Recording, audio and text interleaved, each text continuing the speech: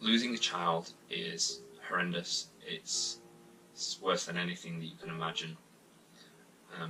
Luckily, we have lots of people that care for us and love us and support us. However, a difficult aspect is with loved ones is they often want to know what happened, and when we explain what happened, it's often like we are reliving that time, which, as you can imagine, is hard. So what we thought would be a good idea would be to record a video explaining what happened. So this is what we're doing. As you're probably aware, if you know us or you've been following us with our previous prenatal check videos, that towards the end of Fanny's pregnancy, she started to experience high blood glucose, blood sugar levels, not to the point of gestational diabetes, but just high enough that we changed her diet, and we monitored it closely with the doctors. One of the risks of having high blood sugar is that the baby can grow too large. So at week 40, we had all checks previously, and on week 40 we had an additional check to see the size of the baby and how Fanny's doing. Everything came back fine. The baby was a good weight, but it was decided that if we kept this going on, that the baby might grow too big.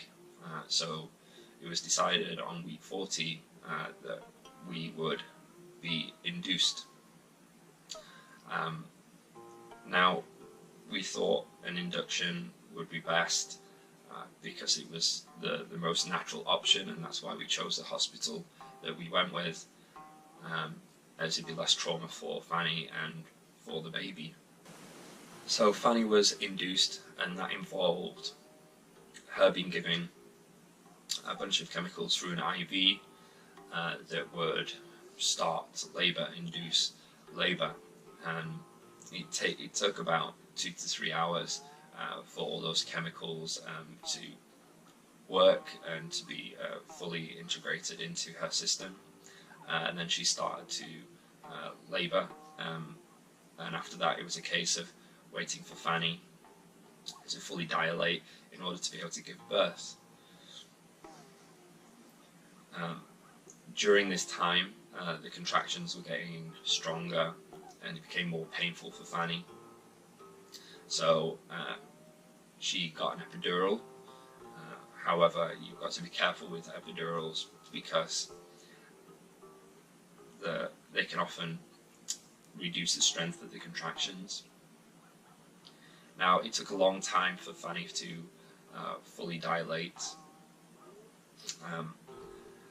and during that time it's very difficult for her to eat and rest, so it was a good maybe 20 hours before she was ready to give birth, and by that time she was already very tired. She'd already been pushing a little bit, and she was pretty exhausted by the time it came around. However, during all that long time of labour, the baby was constantly monitored, and she was doing fine, and Fanny was monitored as well. The blood sugar was monitored. However, suddenly, as Fanny was giving birth and the baby was crowning, there was sudden distress with the baby, and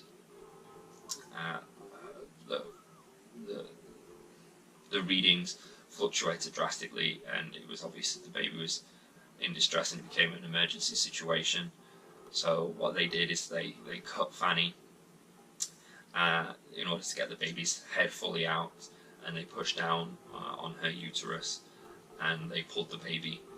However, when the baby came out, you could see that she'd swallowed some fluids, so they tried to drain her lungs and resuscitate her, because she had a heartbeat still, but she just wasn't able to breathe.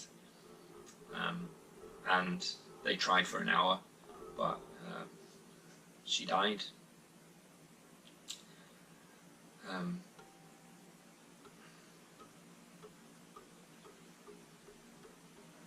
After that, we were able to hold her and say our goodbyes. Fanny was exhausted, and it left her blood sugar very high, dangerously high, and they were very worried about her for a while.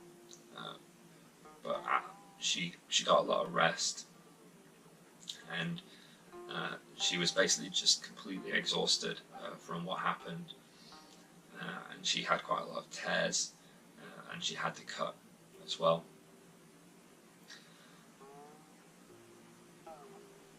And she's going to recover. It's just going to take a while because her immune system went so low because of her exhaustion and because of that and the combination of high blood sugar.